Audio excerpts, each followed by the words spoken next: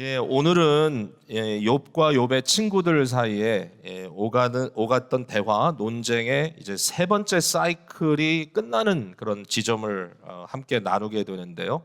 앞서 말씀드린 것처럼 세 번에 걸쳐서 이 세 친구가 한 마디씩 하고 그 사이에 욥이 답을 하고 뭐 이렇게 원 사이클, 투 사이클, 쓰리 사이클이 지나가는데 이제 마지막 세 번째 턴을 다 했습니다. 마지막 턴을 할 때는 이 세 명 중에 한 명 소발은 빠지고 엘리바즈와 빌닷이 이 자기의 말을 마지막으로 하고 그 다음에 욥이 거기에 대한 응답을 하는 것으로 이 사이클이 끝나게 되는데요. 결국 그 욥의 친구들이 말하려고 하는 논리는 굉장히 단순했다라는 걸 지난주에 말씀을 드렸지 않습니까? 결국은 악인이 악하기 때문에 고난을 겪는다.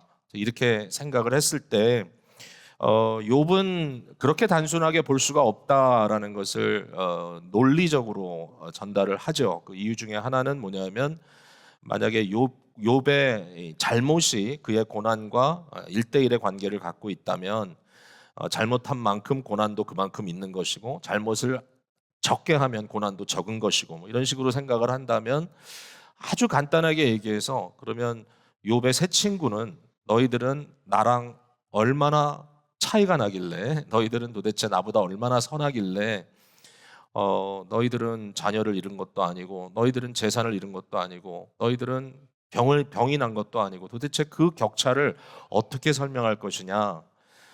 여기에는 그렇게 단순한 논리를 뛰어넘는 또 다른 어떤 섭리가 있다라고 그렇게 이야기를 한 것이죠. 이것은 욥의 지혜죠. 욥이 맞죠.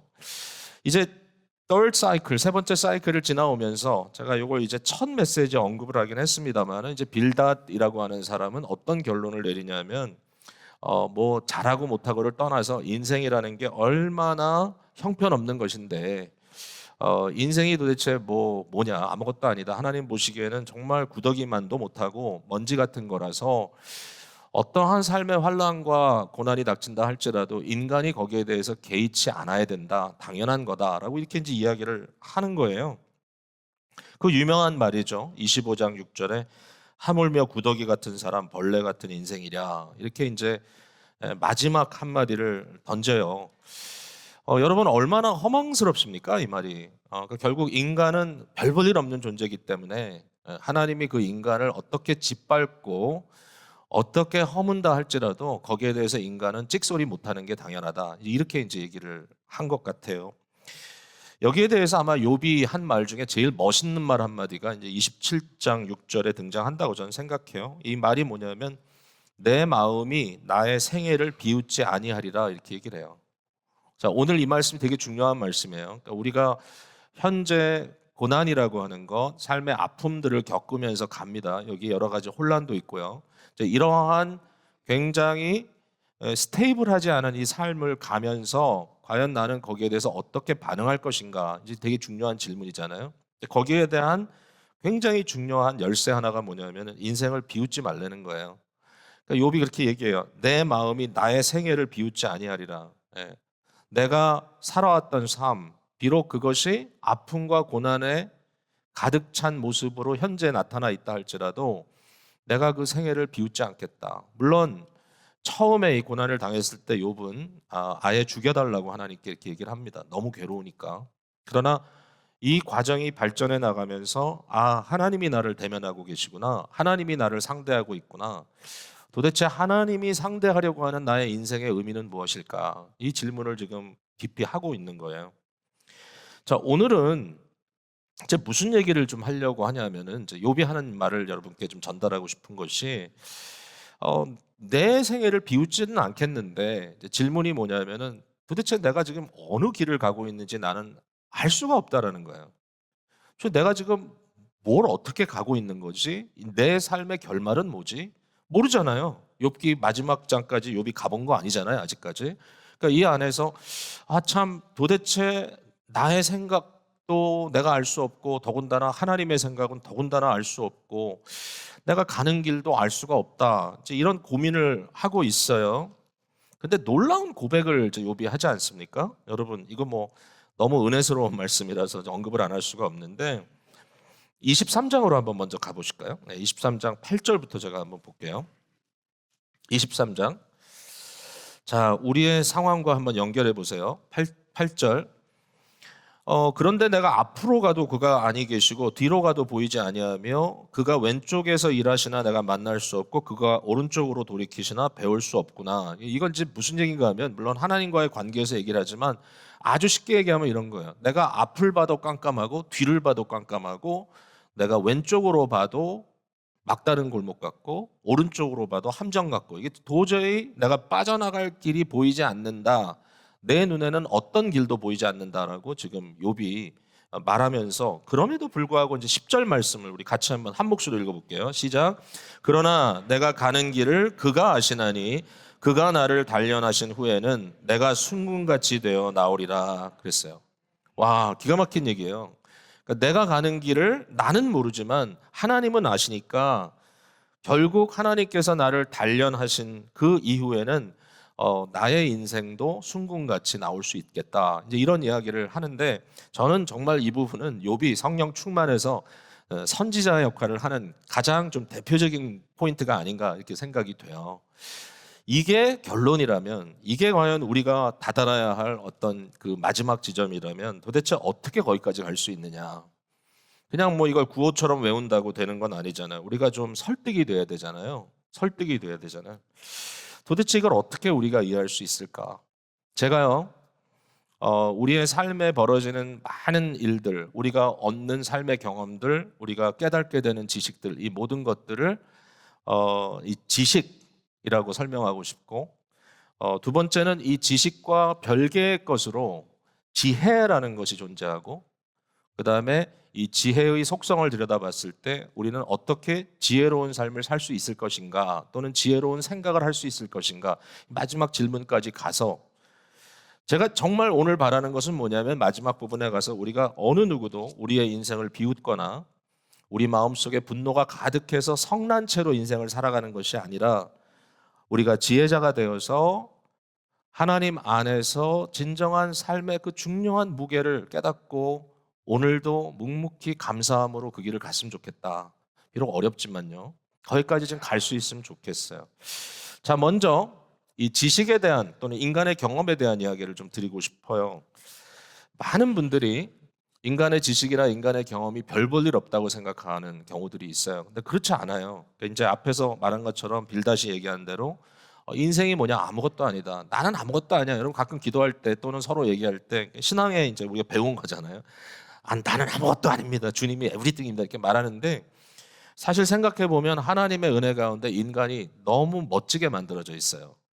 그러니까 우리가 경험을 프로세싱하는 것, 또 우리가 삶에 대한 어떤 그런 경험 속에서 반응하는 이 모든 것들이 짐승하고도 다르고 이 세상의 어떤 물질하고도 달라요. 그래서 사실은 인간의 지식은 그 지식으로서 굉장히 고귀한 것이다라고 말씀을 드리고 싶고 사실은 욥이 그 얘기를 함으로써 28장을 시작을 해요.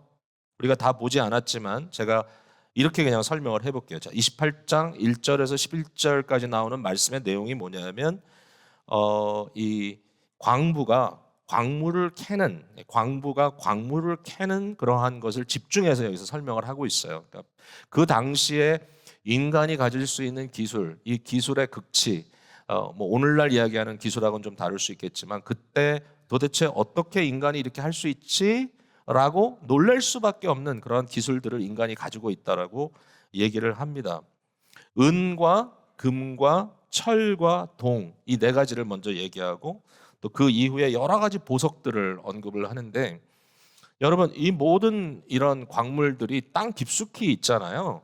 뭐 물론 이제 어떤 건 좀 더 위에 있고 어떤 건 아래에 있을 수도 있지만 이 광맥을 찾는 것 도대체 어떻게 그걸 파고 들어가서 그것을 얻어내는지 쭉 보면 3절에 보면 이렇게 써 있어요. 사람은 어둠을 뚫고 모든 것을 끝까지 탐지하여 어둠과 죽음의 그늘에 있는 광석도 탐지하되 그는 사람이 사는 곳에서 멀리 떠나 갱도를 깊이 뚫고 발길이 닿지 않는 곳 사람이 없는 곳에 매달려 흔들린다 그랬어요.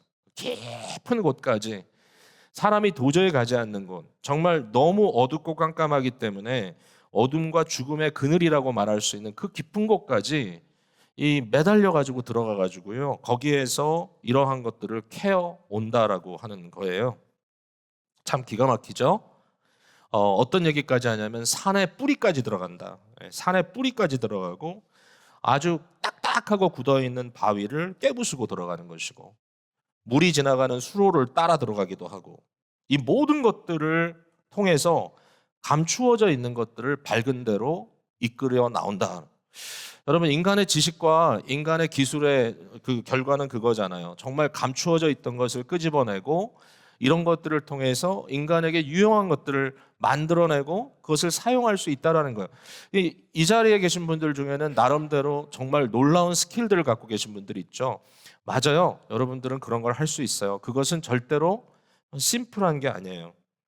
저는 특별히 욥기에 나오는 몇 마디가 도대체 그 욥이 거의 성경 전체 가장 오래된 책 중에 하나인데 어떻게 그 당시에 이런 지식이 있었을까라는 그런 퀘스천이 생겨요. 질문이. 예를 들면 28장 5절이에요. 한번 보세요. 28장 5절 이렇게 써 있어요. 음식은 땅으로부터 나오나 그 밑은 불처럼 변하였도다 그랬어요. 여러분 음식이 땅에서 나오는 거 맞죠? 무슨 얘기죠? 땅 지면에서는 농사를 져요. 씨를 뿌리고 그 뿌려진 씨가 곡식으로 나오고 그 곡식을 거두어서 이제 필요한 음식물을 얻게 되는데 놀라운 건 뭐냐면 그 땅 깊숙이 들어가면 불덩어리라는 거예요. 어떻게 알았을까? 그 당시에. 놀랍죠? 그 밑은 불처럼 변하였도다. 또 하나 한 군데 더 보여드리면 26장으로 앞으로 가보시면 저는 이것도 되게 희한해요. 이것도 되게 희한해. 7절 말씀을 보면 이렇게 써 있어요. 하나님은 어떻게 한다고요? 그 땅을 이 북쪽은 북극이잖아요. 북극이 축이잖아요. 지구의 축. 이 북쪽을 허공에 펴시며 허공이란 말은 빈 공간이라는 뜻이에요. 그리고 땅을 아무것도 없는 곳에 매달았다 그랬어요.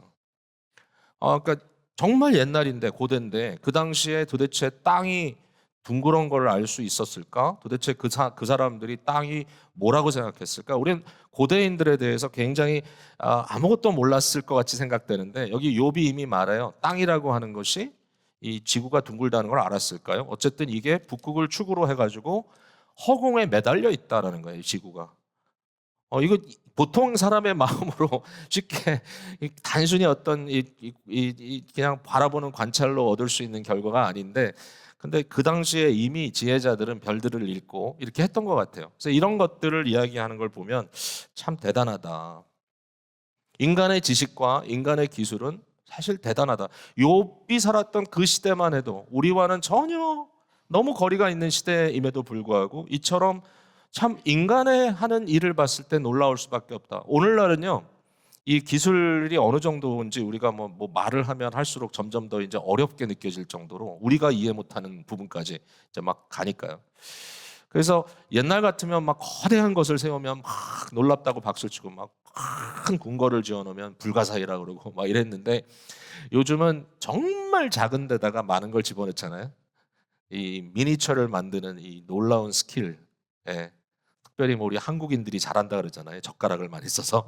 근데 사실 그것도 둔탁한 거고 정말 눈에 보이지 않는 이런 것들 속에다가 어마어마한 정보와 프로세싱 파워를 집어넣어 가지고 지금 우리가 살아가고 있어요. 제가 생각을 해보니까 이게 진짜 기가 막히더라고요. 제가 올해 여러분 아시지만 만으로 이제 60살입니다. 60살. 저는 아직도 제가 되게 어린 것 같은데 젊은 것 같은데 오래 산 것 같아요. 물론 저보다도 많이 사신 분들이 계시지만 그러니까 60년이라는 시간 동안에 정말 많이 변했구나. 여러분 제가 중학교 다닐 때 전기 타이프라이터가 나왔습니다. 그 이전에는 타이프라이터가 전기가 없었어요. 그래서 이 매뉴얼에다가 이 두 손가락으로 독수리 타법으로 이렇게 찍지 않으면 안 돼요. 이렇게 해가지고는 힘이 안 되니까 이렇게 찍어가지고 타이프를 치다가 제가 중학교 다니던 시절에 IBM 전기 타이프가 나서 이만한 거 무거워서 들 수도 없는 건데 조금만 힘을 주면 전기가 자동으로 와서 툭툭툭툭 쳐가지고요. 막 제가 1분에 80 월드를 칠 수 있는 실력의 타이프라이터를 쳤어요. 그때 막 연습 열심히 해가지고. 그리고 나가지고 제가 대학교를 가니까 맥킨토시 업라이트 요만한 거 하나 나왔더라고요. 그때 이제 컴퓨터에 이제 데스크톱에 이제 그 시작이죠. 제가 레버러토리를 가면, 학교에서 이제 연구실에 가면 거기에서 그게 있어서 그때 처음으로 그걸 가지고 이 뭐 페이퍼도 쓰고 그랬었어요. 신학교를 가서 대학원에 들어갔을 때 제 개인 데스크톱을 하나 갖게 됐는데 이만한 거 큼직한 거 책상에 올려놓고 이제 썼는데 정말 신기했어요. 뭐 칼라도 없고 아무것도 없죠. 근데 그러다가 연구를 하러 다녀야 되는데 이걸 들고 다닐 수가 없잖아요. 그러니까 뭔가를 들고 다녀야 되겠, 이게 해야 되겠다 그래가지고 그때 이제 알게 된 게 뭐냐면 랩탑이라는 게 처음 나왔어요. 랩탑, 작은 컴퓨터. 근데 그 랩탑 작은 거 옛날에는요 스크린이 요만했어요. 요만큼만 열려요. 열고 나면 그 안에 있는 스크린이 너무 좋긴 좋은데 문제가 뭐냐면 불이 안 들어오는 스크린이에요. 여러분 그거 기억하세요? 불이 안 들어. 백라이트이 없어. 그래가지고 이렇게 어둡고 이런 데서는 도저히 일을 할 수가 없을 만큼. 그러나 이제 글씨가 겨우 보이는. 그 다음에 조금 지나니까 라이트가 들어오더라고요. 야, 좋다. 그래가지고 너무 신났는데 조금 지나니까 컬러가 들어오더라고요. 근데 이게 그 짧은 시간에 쫙 이루어졌어요. 생각해 보니까 25년 전에 제가 교회 개척했을 때 비법 차고 다녔습니다. 처음에. 그러다가 노키아 전화가 나와가지고 이 두꺼운 까만 안테나 조그만 거 있는 긴 전화를 들고 다니다가요. 지금은 우리가 다 아이폰 뭐 이런 거 쓰잖아요. 갤럭시 이런 거. 이 아이폰을 쓰면은 지금 뭐 도대체 몇 번까지 올라갔어요? 15? 그러니까 지금 이 작은 전화 속에 담겨져 있는 이 컴퓨팅 파워가 여러분 옛날에 우리가 쓰던 데스크톱 이런 거하고는 가히 비교가 안 돼요. 이건 뭐 상상할 수 없는 어마어마한 파워가 우리 손 안에 다 들어와 있어요, 지금. 그러니까 이런 걸 보면 정말 많은 기술의 변화가 있었다. 인간의 기술은 이런 거다. 야, 참 인간은 대단한 것 같아. 제가 제프리 힌튼이라고 하는 이 영국의 과학자가 60 Minutes라고 하는 이 시사 프로그램에서 인터뷰한 걸 들었어요. 근데 제프리 힌튼이라는 사람이 AI의 아버지래요. 저는 잘 몰랐는데 이 사람이 인간의 이 두뇌를 연구하기 위해서 이것을 컴퓨터 프로그램과 연결했다가 결국 인간 두뇌는 실패하고 논문도 실패하고 컴퓨터가 어떻게 인간의 이 두뇌를 닮아서 이 일종의 이 자기 생각을 할 수 있는 이러한 AI로 변화되는가 이제 이것을 이제 연구해가지고 거기에 처음에 굉장히 중요한 첫 단추를 낀 사람으로 이렇게 유명한 사람이더라고요. 이 사람의 이제 이야기를 들어보면 굉장히 긍정적인 것도 많죠. 의학 같은데 AI가 활용되기도 하고 사실은 이제 AI를 통해서 인공지능을 통해서 인간이 과거에 했던 것보다 어마어마하게 더 많은 일들을 할 수 있을 것 같긴 해요.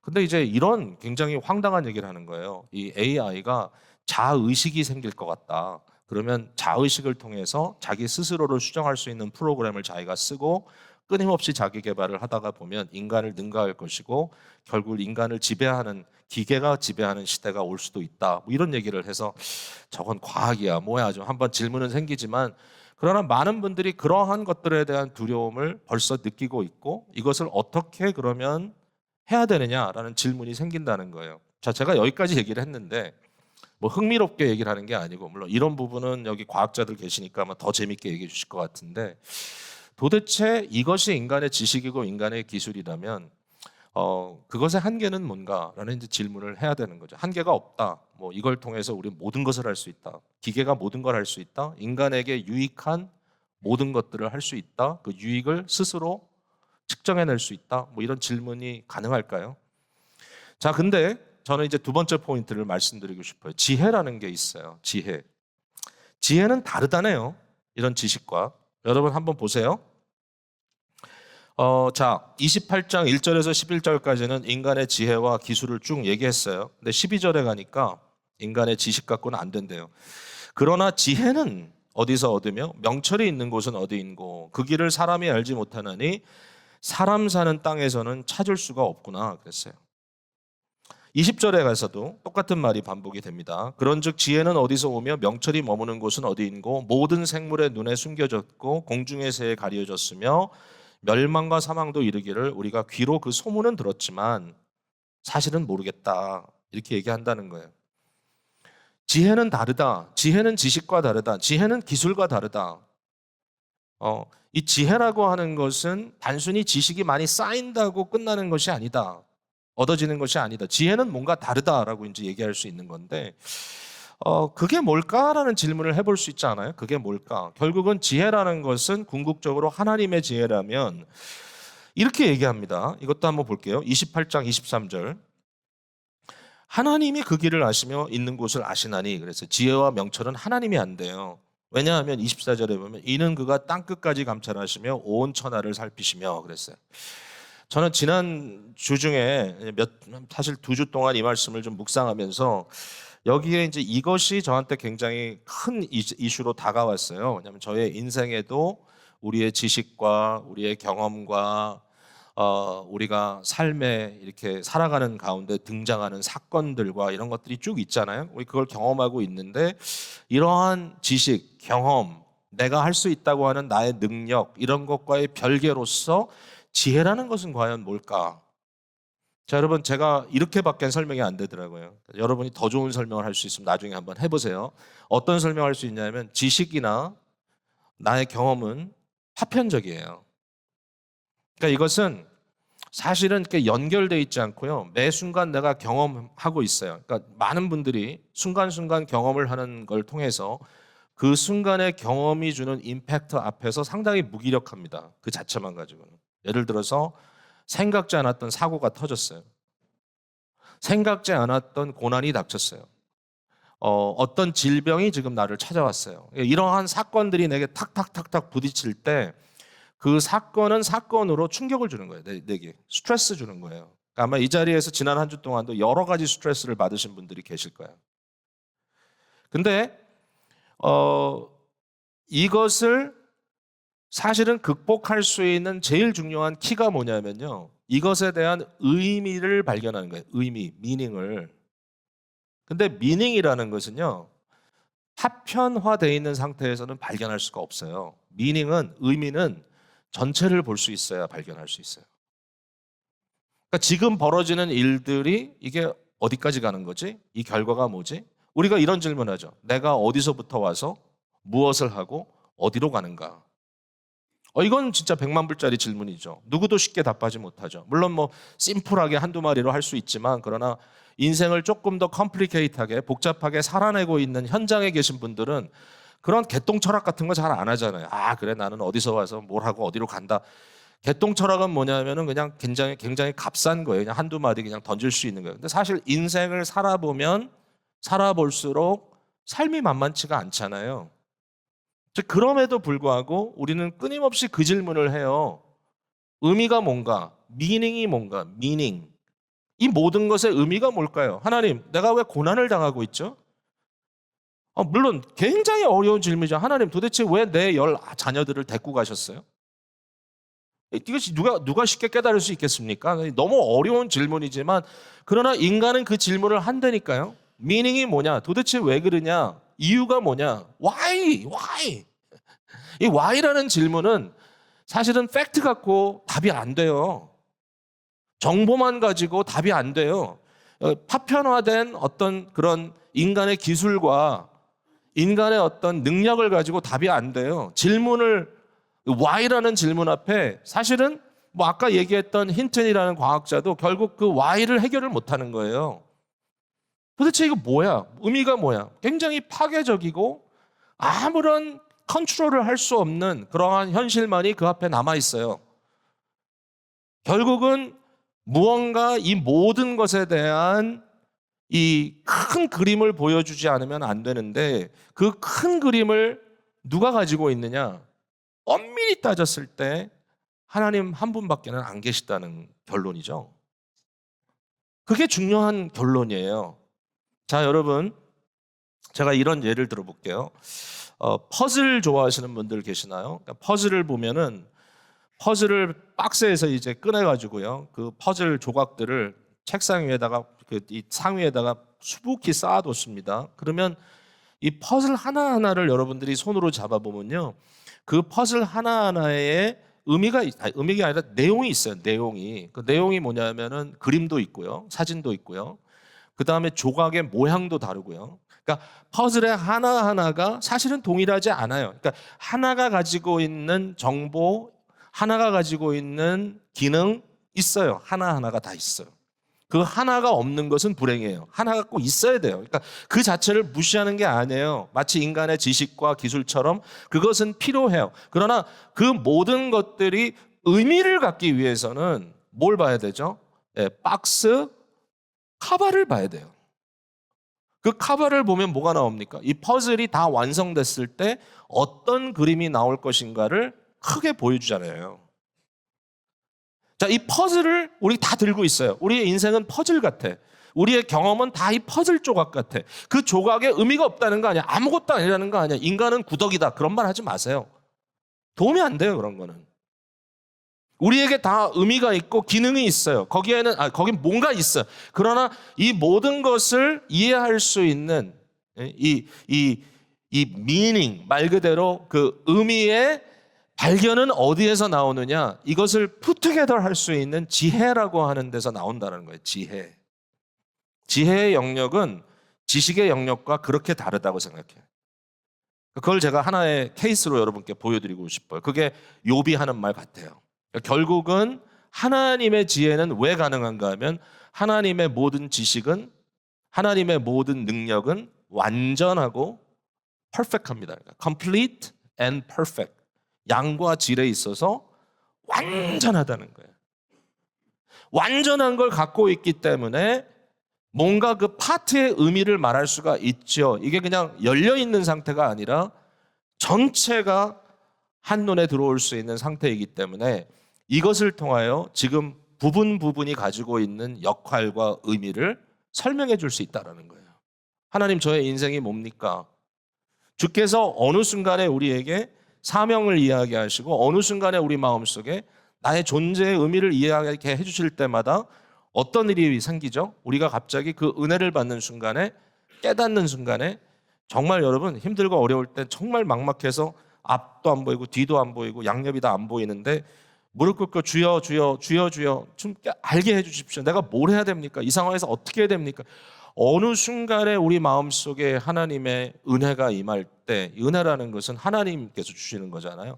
은혜가 임할 때 갑자기 막혔던 담들이 다 무너지고 광활한 현장 위에 내가 서서 아하라고 깨달아지면서 가슴이 뻥 뚫리고 눈에서는 하염없는 눈물이 쏟아지는 시간들이 우리에게 있었잖아요.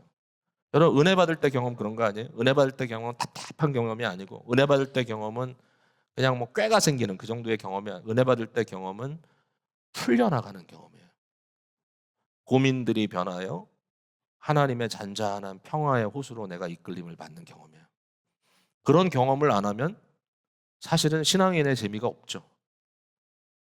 이게 바로 하나님의 실제와 맞닿는 의미의 이 연결점을 찾는 너무나 귀한 순간순간이라고 여러분께 말씀드리고 싶어요.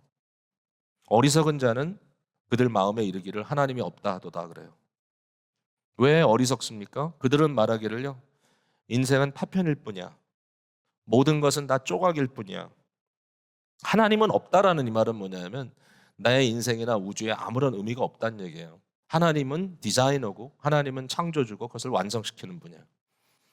결국 의미는 하나님이 만드신 거예요. 그 하나님이 없다는 말은 아무 의미가 없다는 얘기예요. 우리는 어쩌다 보니 존재하고 어쩌다 보니 여기까지 와 있고 어쩌다 보니 이렇게 가고 있고 결국은 나는 파멸당할 거다. 이것이 우리의 그냥 팔자다. 의미가 없어요. 어리석은 자는 그의 마음에 이르기를 하나님이 없다 하는도다. 근데 지혜로운 자는, 어리석음의 반대가 지혜잖아요. 지혜로운 자는 그 마음에 이르기를 의미가 있다 하도다. 하나님이 내 삶을 주관하고 계신다 하더라. 이게 다른 거예요. 어떻게 역경을 뚫고 나가냐고요? 어떻게 어려움을 뚫고 나가냐고요? 어떻게 내 스스로를 파괴하지 않고 다음 스텝을 뗄 수 있냐고요? 여러분, 정말 어떤 사람들이 겪고 있는 모습들을 보면 어떻게 저런 아프고 힘든 것들을 겪어낼 수 있을까? 상상할 수 없어요. 옆에서 박수치고 격려해 주고자 하지만 그러나 그 사람의 자리에 내가 있는다고는 상상도 하고 싶지 않을 그러한 아픔들이 있음에도 불구하고 계속 가요. 그걸 믿음으로 이행하는, 믿음으로 발을 떼는 사람들이 가지고 있는 그게 뭘까? 바로 하나님께서 주시는 은혜대로 의미를 찾아가는 거예요. 자, 마지막입니다. 그러면 이 지혜를 우리가 어떻게 얻을 수 있을까? 하나님이 갖고 계시잖아요. 그러니까 우리가 앞서 얘기한 대로 내가 가는 길을 그는 아신다. 하나님이 그 길을 아시고, 오늘 본문에도 23절에 하나님이 그 길을 아시며 있는 곳을 아신다. 지혜의 길을 하나님이 아세요. 하나님이 지혜로 모든 것을 만드셨고, 하나님께서 이 지혜를 통하여 모든 것을 주관하세요. 바로 그리스도인들에게 하나님의 지혜가 액세서블하다. 그러니까 하나님의 이 완벽하신 그의 위즈덤, 그 의미를 완벽하게 소유하고 계시는 그 하나님의 그 지혜로우심이, 그 지혜가 우리에게 주어지는 방법이 뭘까? 여러분, 인간은 스스로 지혜를 가질 수 없어요. 왜냐하면 우리는 한계가 있는 존재이기 때문에. 우리는 한계가 있어요. 우리 지식에는 한계가 있어요. 제가 저를 가르치던 교수님 한 분이 항상 클래스에서 반복해서 얘기했던 게, 인간은 모든 것을 알 수가 없다. 돌 밑에 뭐가 있는지 알 수 있는 사람이 누구냐? 돌 하나 더 이렇게 들춰보면 되지 않냐? 돌을 들춰보니까 그 밑에 이끼가 들어있고, 이걸 들춰보니까 거기 뭐 지렁이 몇 마리가 있고. 그래서 제가 결론을 내립니다. 돌 밑에는 이끼와 지렁이가 있다. 그래가지고 그것을 일반화시킨다고 하면, 그게 이제 보통 엄밀히 따지면 반복적인 이 익스페리멘트를 통해 가지고 어떤 결과를 창출하는 게 하나의 방식이잖아요. 오늘날의 방식인데. 근데 이제 이런 질문을 하는 거예요. 그러나 인간의 능력엔 한계가 있다. 그 한계가 뭘까요?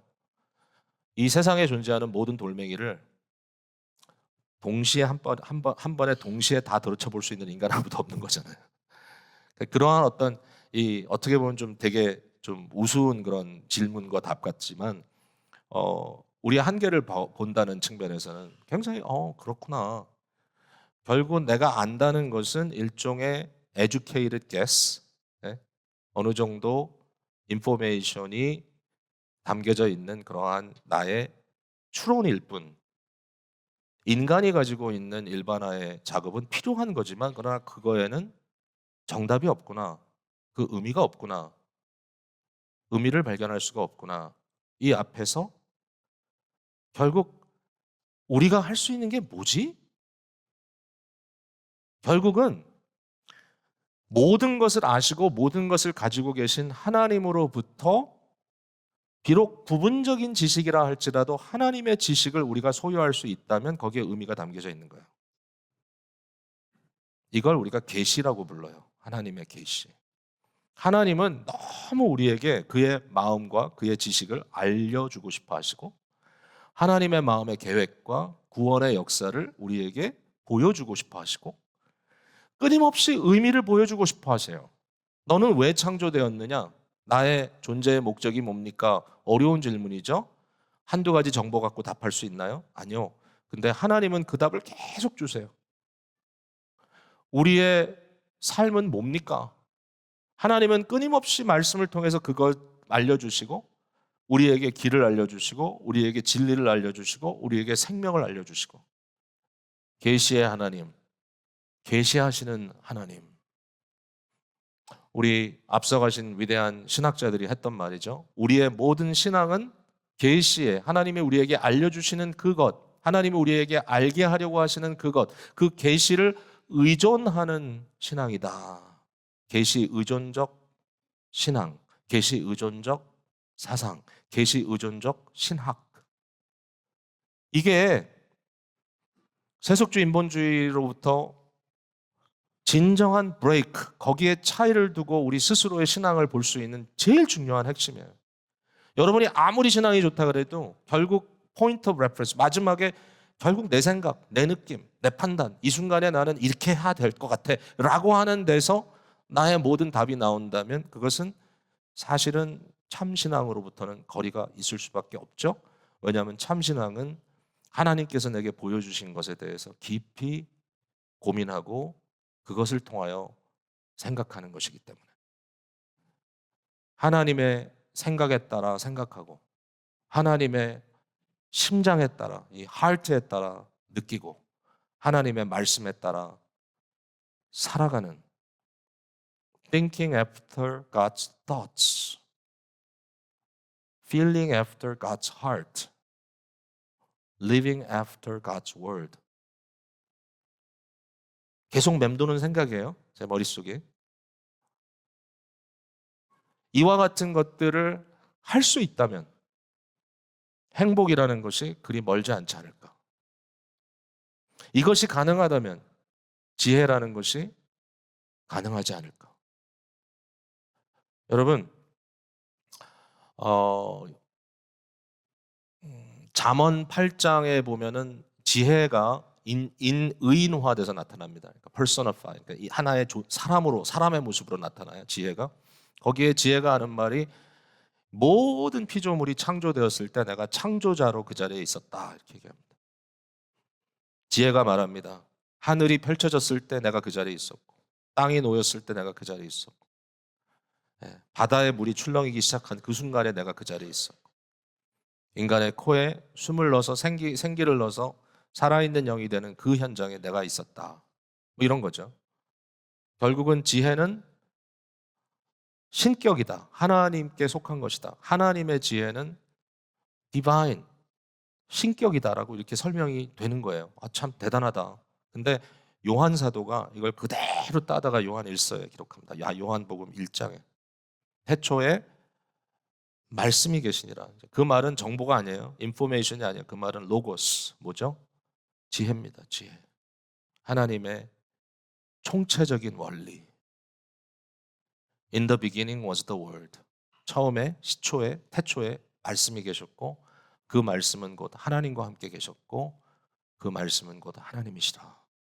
근데 놀라운 건 그 말씀이 계시의 말씀이 완성되는 계시의 말씀이 온전히 충족되는 그 현장에 하나님께서 인간을 너무 귀하게 보시고 하나님께서 인간을 너무 사랑하셔서 이 신격인 하나님의 말씀, 이 하나님의 말씀, 하나님의 계시 자체가 어떻게 돼요? 인간이 돼서 우리 가운데 거한다는 거예요. 이 무한한 하나님의 완성된 말씀이 이 유한한 인간의 모습으로 오셔서 고난의 현장에 우리의 혼란 속에 도대체 왜 일이 벌어지지? 라고 질문하는 그 과정 속에 제자들이 얼마나 혼란했겠어요? 3년 동안 쫓아다녔던 예수님께서 말씀은 하셨지만 이해가 안 되잖아요, 이 사람들이. 잡혀서 두들겨 맞으시고 그 모습이 형편없이 되고 찢기고 상하고 정말 사람 형상을 알아볼 수 없을 정도로 상처받은 모습으로 십자가를 지고 사람들 앞에서 빨개 벗겨가지고 결국은 나무 위에 매달아 그 처절하게 비참한 죽음을 죽어가는 그 모습을 보았을 때 사람들은 뭐라고 했겠어요? 이게 말이 되냐? 여기 무슨 의미가 있냐? 이와 같은 파괴적인 말도 안 되는 이런 현실이 어딨냐? 근데 바울 사도가 나중에 읽잖아요. 그리스도 예수의 삶과 그의 죽으심과 그의 묻히심과 그의 부활하심과 그의 승천하여 하나님 보좌 우편에 앉으신 그 모든 사건을 볼 때 십자가는 하나님을 거역하고 그들 마음에 미련한 마음으로 하나님은 없다 하는 자들에게는 십자가는 미련하기 그지없는 것이지만 구원받는 우리에게는 하나님의 지혜니라. 예수 그리스도를 통하여 우리는 우리의 현실을 바라볼 수 있게 해주신 거예요. 하나님께서. 지금 우리가 모든 걸 주님 통해 봐야 돼. 여러분 힘들죠? 어렵죠? 그런 일이 있을 거예요. 저도 뭐 그냥 계속 그래요. 인생이 그렇게 재밌고 익사이팅한 것만은 아니고 매 순간 스트레스를 받을 때 머리는 뭐 하도 해서 그런지 이제는 멍하고 넘하고 느낌도 없는데 몸은 구석구석 여기저기 심텀들이 나와요. 아, 내 몸이 내 머리보다 나를 더 잘하는구나. 그렇잖아요, 여러분. 그런 일들이 끊임없이 우리 삶 속에 벌어지고 있는 이 순간에 크리스찬들은 예수님을 따라가는 사람들이니까 끊임없이 예수 그리스도를 통하여 나의 삶을 조명해 나가면서 거기에서 의미를 하나씩, 둘씩, 셋씩 발견해 나가는 거예요. 여러분 그 결론이 뭘까요? 나중에 보면 어